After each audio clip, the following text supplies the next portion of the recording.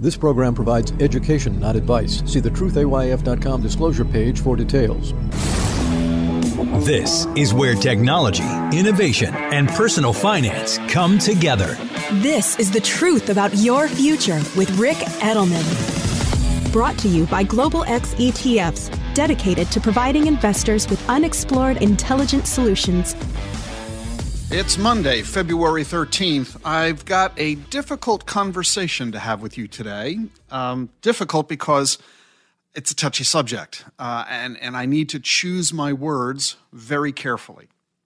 I was giving a presentation last week on crypto, and in the Q&A session of the conversation, I was asked about NFTs and the fact that last year, it appeared that NFTs were in a huge bubble and the bubble burst. The prices of non-fungible tokens collapsed last year. We know that crypto overall did that, with Bitcoin down over 70%. And the person asking the question said, therefore, are NFTs over? Is this just a bubble and it was a fling and a fad and it's gone? And I made the observation that no, although true, the bubble burst, the technology underlying this whole concept is very much alive and well and reflects the dynamics of a new emerging marketplace. I then made the observation that this is kind of similar to pioneers. As they ended up getting shot with arrows, they were then followed by settlers who built cities.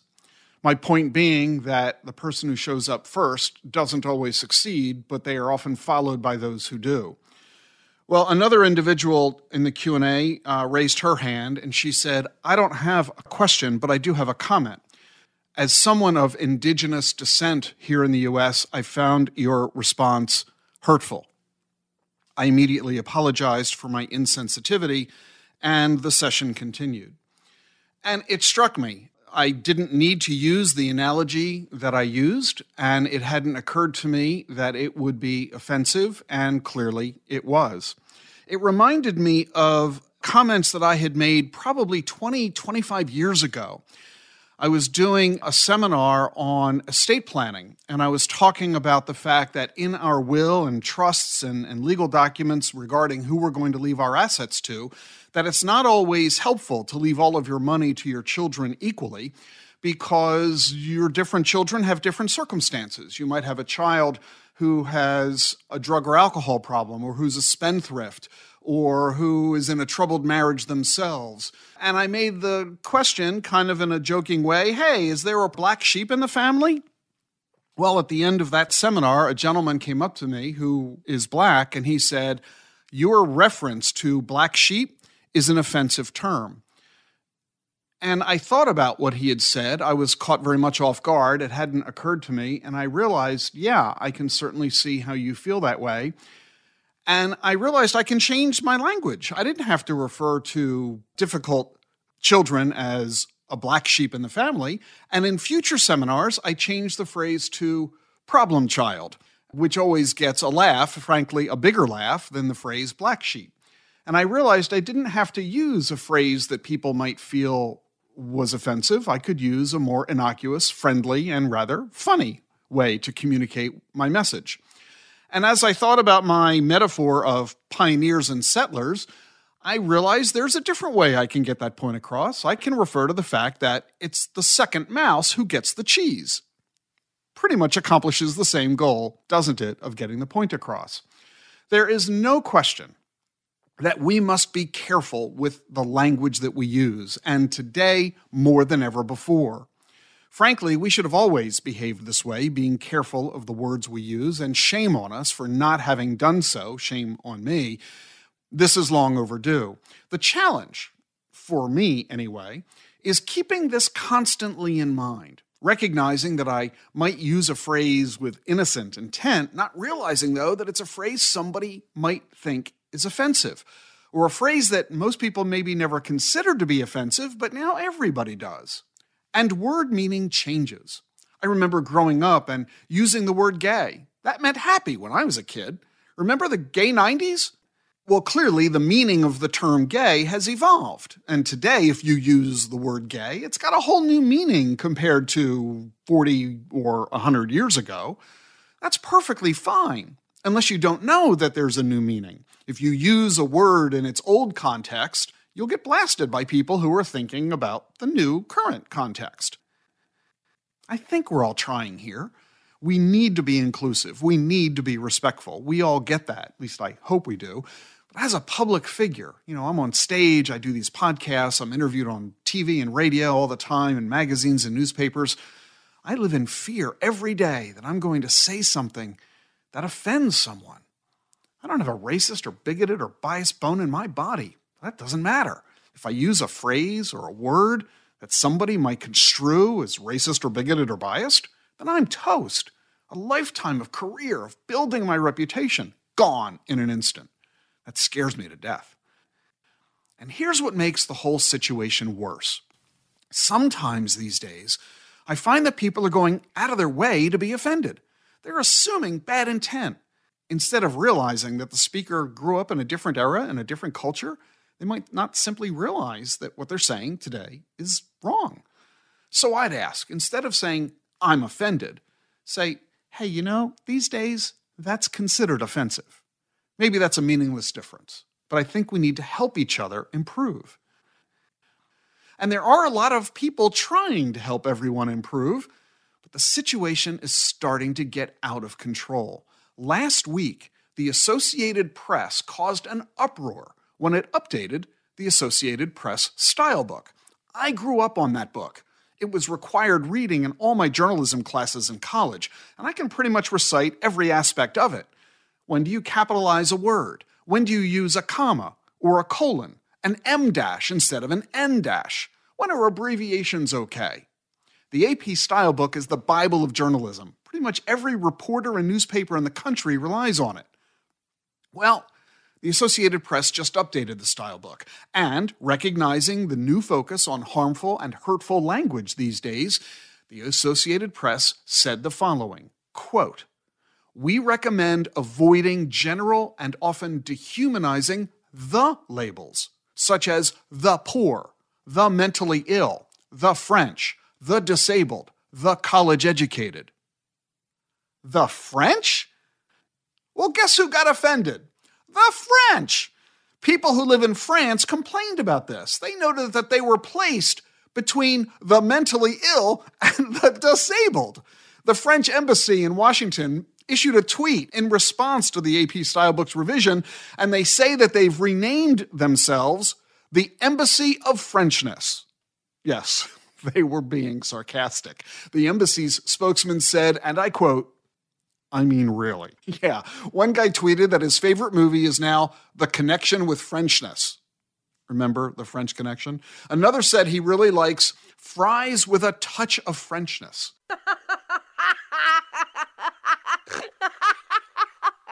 The Associated Press's tweet got 23 million views, 18,000 retweets, avalanches of mockery.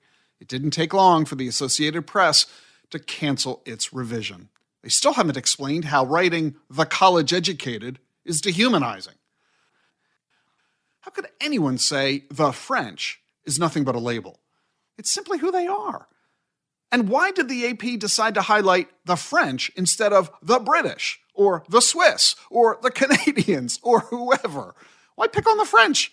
By the way, the AP is not alone in trying to get us to stop using offensive language. At Stanford University, they created the Elimination of Harmful Language Initiative. It's a multi-year project, and their goal is to eliminate racist, violent, and biased language, including disability bias, ethnic slurs, gender bias, implicit bias, and sexual bias. Stanford published a 13-page list, 150 words and phrases that they say you must not use. Stanford sorted those 150 words into 10 categories. Ableist language, which is language offensive to people who live with disabilities. Ageist language, which singles out people based on their age instead of their qualifications. Colonialism, which is the practice of acquiring political control over another country by occupying it with settlers and exploiting it economically. That's the mistake I made when I talked about pioneers and settlers.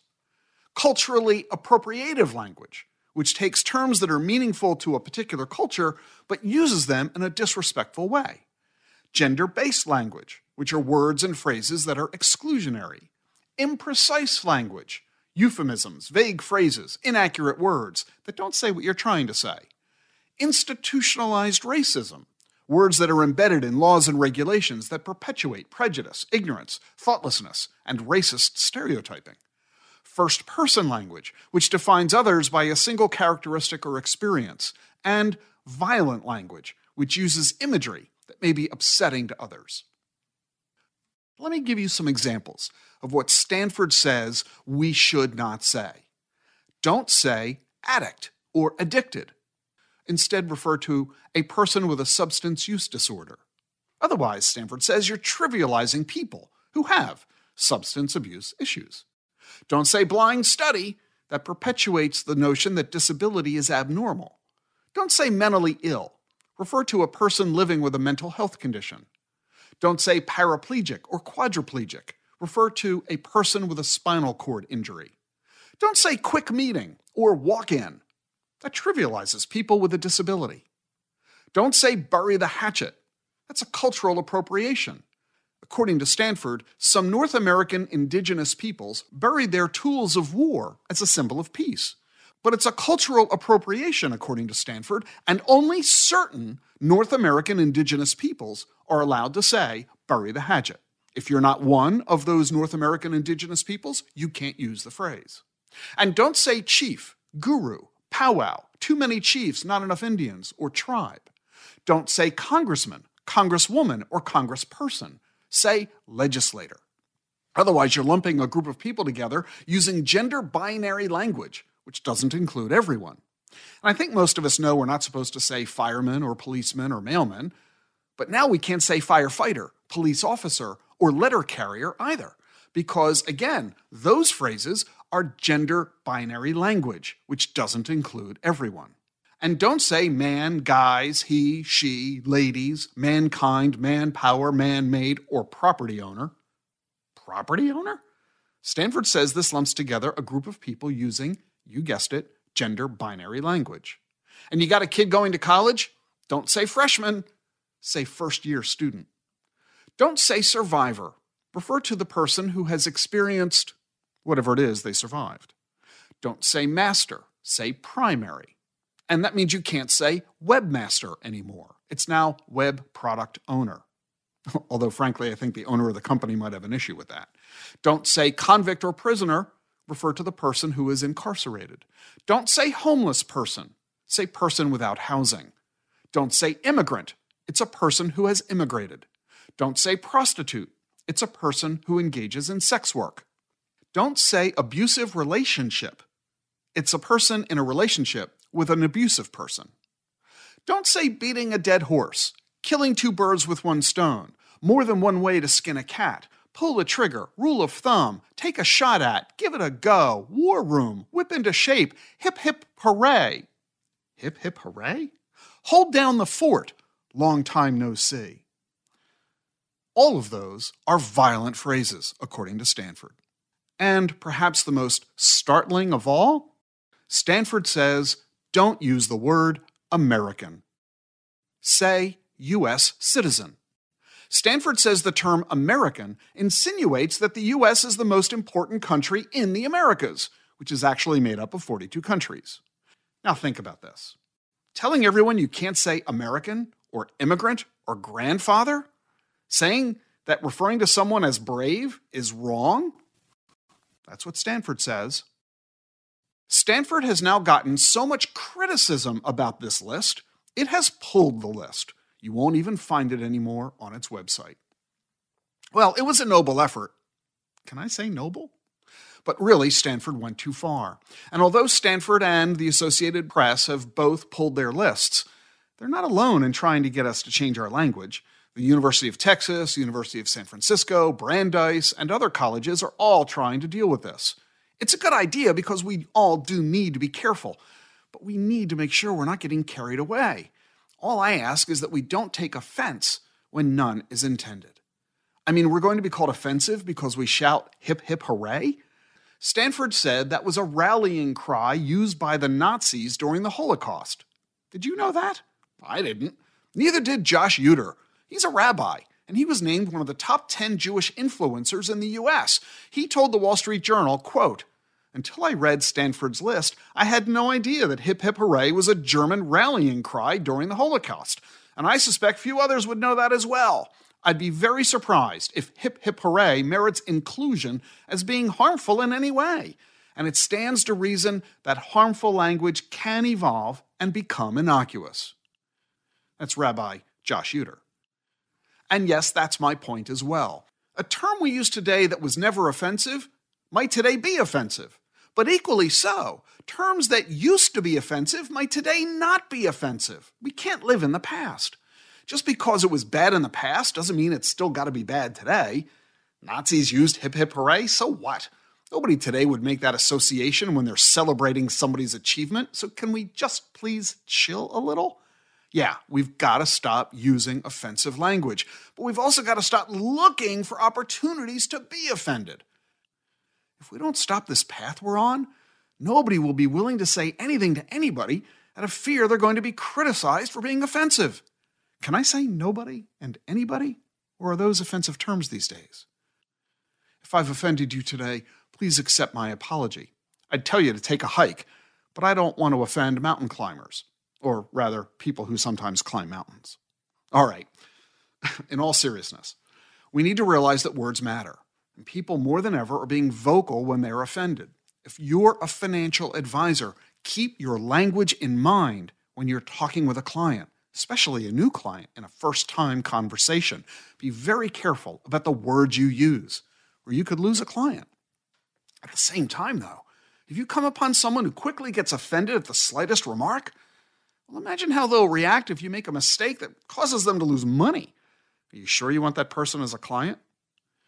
In today's society, we must all be careful. We must be careful not to offend. But we must also not allow ourselves to be held to an unreasonable standard that no one could possibly achieve. And as clients, same thing. If your advisor consistently displays behaviors you find objectionable, you have a duty to tell them and request that they stop. If they can't or won't change their ways, find a new advisor. There are plenty of good advisors out there, and we're all trying hard. I don't know about you, but I'm exhausted. I'll see you tomorrow. The Truth About Your Future is sponsored by Global X ETFs. Rapid advancements in telemedicine, genomics, and biotech are transforming the healthcare industry. From wearable technologies tracking our vital signs to breakthroughs in diagnostic capabilities, a new standard for personalized medicine is emerging. Could your portfolio use a checkup? Visit globalxetfs.com to learn how you can invest in the future of healthcare. Did you know Schwab offers a satisfaction guarantee? If for any reason you're not completely satisfied, Schwab will refund your fee or commission and work with you to make things right. You won't find that kind of promise everywhere, but you will find it at Schwab. It's just another way that they put clients' interest at the heart of everything they do. Learn what's included and how it works at schwab.com/satisfaction. That's schwab.com/satisfaction. Cutting-edge investment information delivered in plain English. This is The Truth About Your Future with Rick Edelman.